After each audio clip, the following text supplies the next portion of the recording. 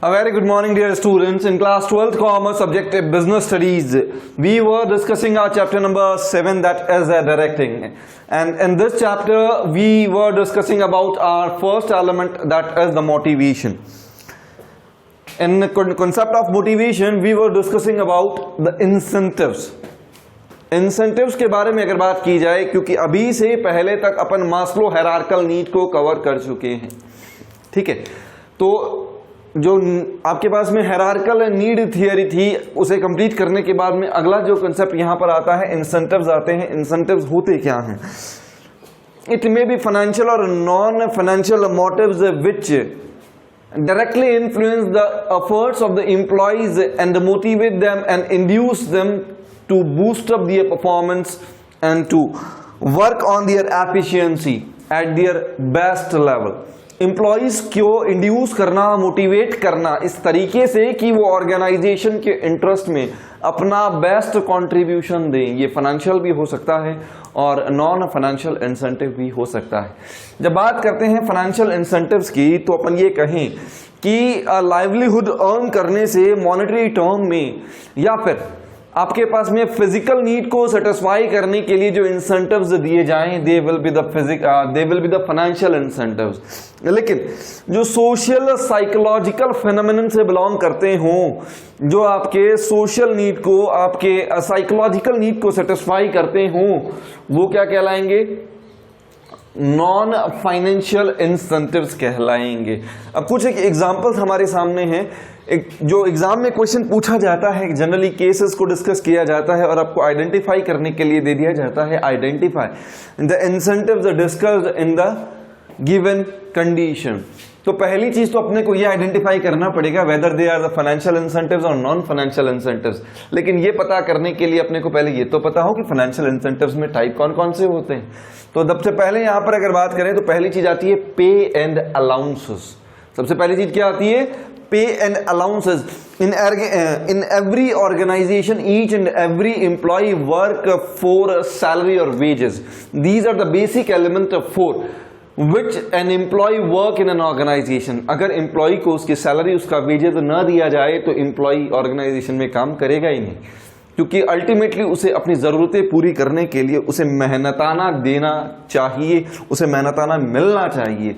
अगर वो उसे नहीं मिलेगा तो वो अपनी बेसिक नीड सेटिस्फाई नहीं कर पाएगा, है ना। अब यहाँ पर पे एंड अलाउंसेस में आएगा क्या क्या? उसके बेसिक जो पे हैं वो आएंगे, उसके अलावा उसका डीएनएस अलाउंस आएगा, उसका एचआरए आ सकता है, अदर अलाउंसेस जो भी हैं उसके अदर अलाउंसेस सारे आ सकते हैं। यानी कि उसकी सैलरी बोलकर उसे जो दिया जाएगा वो चीज क्या कहलाएगी? पे एंड अलाउंसेस। अगला पॉइंट आता है productivity linked with wage incentives. इसके बारे में अपन डिस्कशन करें तो अपन सीधा पहुंच जाते हैं साइंटिफिक टेक्निक में, चैप्टर नंबर 2 में, है ना। साइंटिफिक टेक्निक में अपन ने क्या पढ़ा था? एक टेक्निक थी आपके पास में, differential piece wage rate system, where the wages will be determined on the basis of the efficiency of the employees. If they are efficient they will be paid at the higher wage rate, and if they are inefficient then they will be paid at the lower wage rate. इस तरह का अगर discrimination किया जाए तो वहां पर positive aspect ये हो सकता है कि जिस एम्प्लॉय की परफॉर्मेंस लो है वो अपने वेज का, अपनी मजदूरी का कंपैरिजन करे उस बंदे से जिसकी एफिशिएंसी ज्यादा है। तो जिसे ज्यादा पेमेंट मिलेगा उसकी एफिशिएंसी अच्छी है, और जिसे कम पेमेंट मिला है उसका मतलब उसकी एफिशिएंसी का लेवल लो है। तो यहां पर इनसाइड द ऑर्गेनाइजेशन एक कंपैरिजन होना शुरू होगा, और जब कंपैरिजन होना शुरू होगा देन द वीकर सेक्शन और then the person whose performance is a poor will start to improve his own efficiency। वो अपनी खुद की एफिशिएंसी को इंप्रूव करना शुरू करेगा। अगला आता है बोनस। बोनस के बारे में अपन कहें तो उसे उसके पे और अलाउंस के अलावा जनरली दिवाली, होली, ईद के जो एक्स्ट्रा रेम्यूनरेशन दिया जाता है वो क्या कहलाता है? बोनस कहलाता है। एक एम्प्लॉई अगर किसी ऑर्गेनाइजेशन में अपन ये माने कि एमएनसीज में काम करता है तो उसे बोनस का काफी समय तक इंतजार रहता है, यानी कि साल में अगर 2 या 3 बार बोनस मिल जाए तो वो उसके लिए एक्स्ट्रा सैलरी का काम करते हैं। एक्स्ट्रा सैलरी का मतलब एक्स्ट्रा सेटिस्फैक्शन। अगला आता है प्रॉफिट शेयरिंग। प्रॉफिट शेयरिंग क्योंकि आप कॉमर्स स्टूडेंट्स हैं तो आप 12th में ही हैं, 12th में हैं तो आप जब शेयर कैपिटल पढ़ेंगे तो वहां पर एक वर्ड आएगा आपके पास में, स्वेट शेयर्स। क्या आएगा? Sweat shares. तो स्वेट शेयर का कॉन्सेप्ट क्या कहता है कि पेइंग या issuing shares to the managers और founders of the company instead of the cash, यानी कि कैश में पेमेंट ना करके आपके जो फाउंडर्स हैं, जो मैनेजर्स हैं, जो अपने इंटेलेक्चुअल के लिए ऑर्गेनाइजेशन से कैश चार्ज करते हैं, ऑर्गेनाइजेशन के पास में इनएडिक्वेट कैश है, कैश देने को नहीं है, तो उस कंडीशन में ऑर्गेनाइजेशन क्या कर सकता है? ऑर्गेनाइजेशन उन्हें उनके पसीने के बदले, स्वेट के बदले शेयर्स दे सकता है, यानी कि उन्हें मेंबर बना सकता है। तो ये चीज क्या कहलाती है आपके लिए? प्रॉफिट शेयरिंग कहलाती है। इनिशियल लेवल पर अगर देखा जाए तो इन्फोसिस का, नारायण मूर्ति का नाम आप सबने सुना होगा।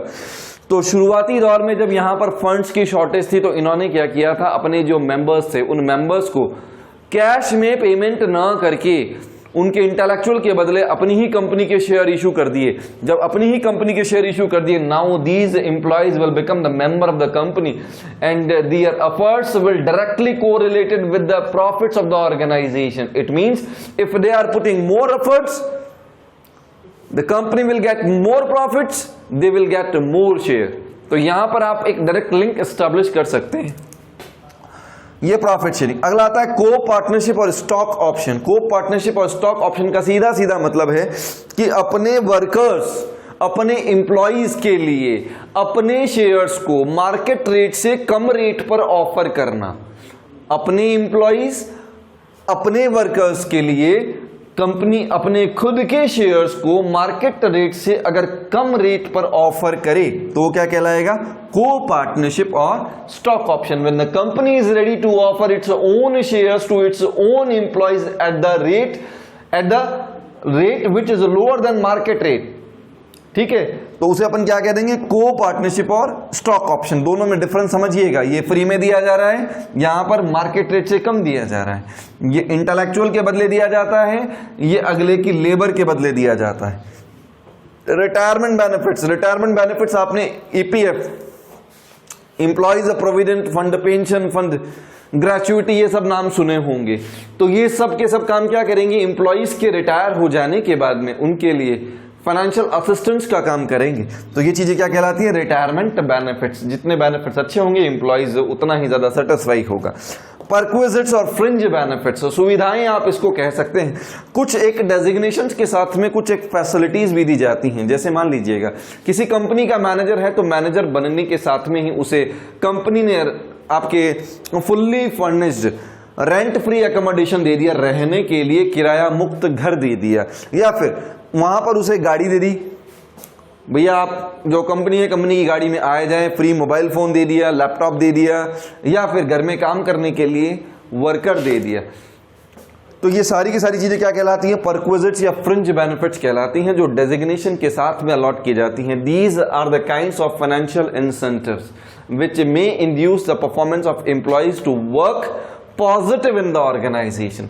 लेकिन सारी की सारी चीजें फाइनेंशियल इंसेंटिव्स ही नहीं होती। कुछ एक चीजें ऐसी भी होती हैं जो पैसे में नहीं ली जा सकती, यानी कि एम्प्लॉइज को, हर एक एम्प्लॉय को पैसे के साथ में इन्फ्लुएंस या इंड्यूस नहीं किया जा सकता। तो उनके लिए क्या चाहिए? अपने को मोटिव को रिकॉग्नाइज करना है, अगले की नीड को रिकॉग्नाइज करना है। तो हमारे पास आते हैं non financial incentive. Non financial incentive में पहला आता है स्टेटस। स्टेटस का सीधा सीधा मतलब है अथॉरिटी लेवल। कुछ एक एम्प्लॉइज को मोटिवेट करने के लिए, इंड्यूस करने के लिए पैसा बढ़ा देना काफी नहीं है। वहां पर हमें क्या चाहिए? We need to give him a special recognition और स्पेशल स्टेटस, यानी कि उसे डेजिग्नेशन दिया जाए। अगर डेजिग्नेशन दिया जाएगा इसका मतलब we are handing over him specific authorities, उसे कुछ एक स्पेसिफिक अथॉरिटीज भी दी जाएंगी, अधिकार क्षेत्र दिए जाएंगे।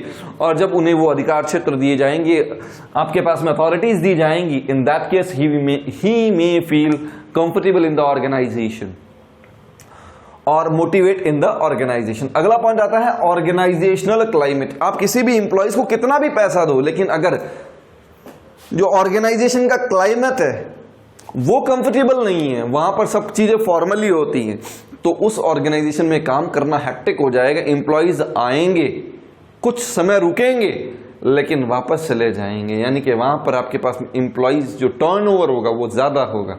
तो वहाँ पर ऑर्गेनाइजेशन में फॉर्मल और इनफॉर्मल ऑर्गेनाइजेशन स्ट्रक्चर का कॉम्बिनेशन होना चाहिए, जहाँ पर एम्प्लॉइज के बीच में सेंस ऑफ बिलोंगिंगनेस हो, जहाँ पर एक दूसरे के साथ में अपने आइडियाज फीलिंग्स को शेयर किया जा सके। रिलेशनशिप दोनों होनी चाहिए, फॉर्मल भी होनी चाहिए, इनफॉर्मल भी होनी चाहिए। अकेली फॉर्मल नहीं चलेगी, अकेली इनफॉर्मल नहीं चलेगी, ठीक है। तो उस चीज को अपन क्या बोलेंगे, ऑर्गेनाइजेशनल क्लाइमेट, यानी कि working atmosphere must be there. अगला आता है कैरियर एडवांसमेंट अपॉर्चुनिटी। अगर किसी ऑर्गेनाइजेशन में काम करना है तो हर एक एम्प्लॉय अपने बेटरमेंट के बारे में सोचेगा। तो बेटरमेंट के बारे में यानी कि अपने स्किल्स में इंप्रूवमेंट के बारे में सोचेगा। और अगर ऑर्गेनाइजेशन ऐसी फैसिलिटीज, ऐसे ट्रेनिंग मॉड्यूल्स अवेलेबल कराता है तो वहां पर एम्प्लॉय की खुद की सॉफ्ट स्किल्स डेवलप होंगी। और सॉफ्ट स्किल डेवलप होने का मतलब कैरियर एडवांसमेंट अपॉर्चुनिटीज आपके पास हैं, प्रमोशनल एक्टिविटीज आपके पास में हैं। और अगर प्रमोशनल एक्टिविटीज आपके पास हैं then you may feel motivated, आप अपने आप को मोटिवेट फील कर सकते हैं और वहां पर आप काम अच्छा करेंगे। अगला आता है जॉब एनरिचमेंट। जनरली क्या होता है, एक ही तरह का काम करते करते आदमी बोर हो जाता है, तो उस काम में बदलाव चाहिए, यानी कि वैरायटी ऑफ जॉब्स। जब वैरायटी ऑफ जॉब्स होंगे, चैलेंजेस होंगे, तो उन चैलेंजेस में एम्प्लॉइज अपने आप को कुछ नया सा महसूस करता है, यानी कि वो कुछ नया सीखता है। तो variety of jobs is known as a job enrichment. When a single employee is given a number of variety of jobs, then he will get the more opportunities to learn more job challenges. तो उस condition को अपन क्या कह देंगे, job enrichment कह देंगे। अगला आएगा एम्प्लॉइज रिकॉग्निशन।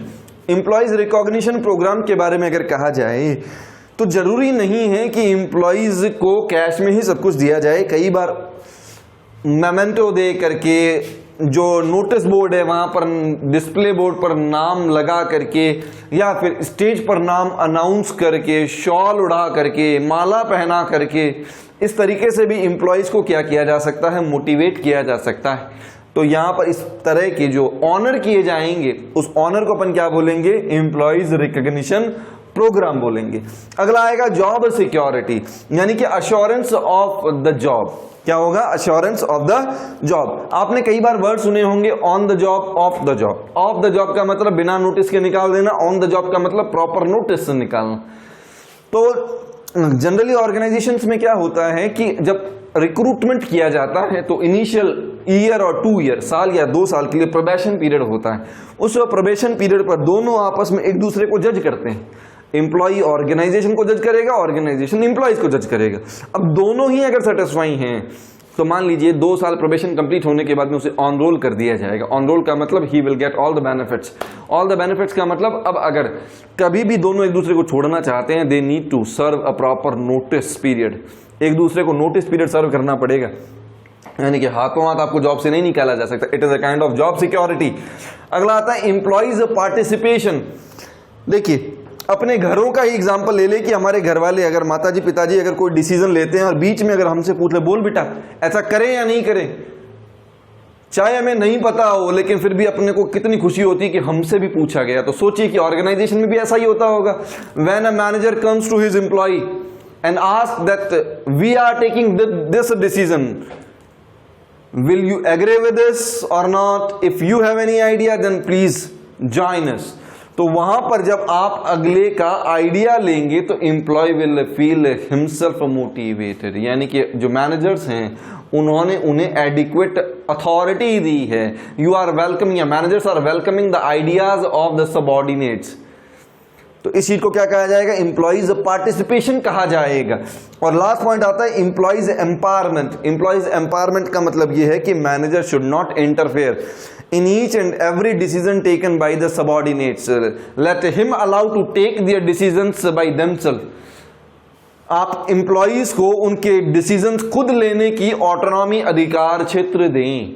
अगर एम्प्लॉय अपने डिसीजन खुद लेगा, इसका मतलब वहां पर आपने उनके डिसीजंस के बीच में इंटरफेरेंस नहीं किया। He will get motivated with these kind of instruments. आज के इस वीडियो में अपन ने डिस्कस किया है फाइनेंशियल इंसेंटिव्स और नॉन फाइनेंशियल इंसेंटिव्स। यहां पर हमारे पास में मोटिवेशन का जो कॉन्सेप्ट था वो कवर हो जाता है। अब आपको क्या करना है, you need to write down all the points and explain each and every point. In case of any query, you may leave your query to me through WhatsApp. Thank you. Have a good day.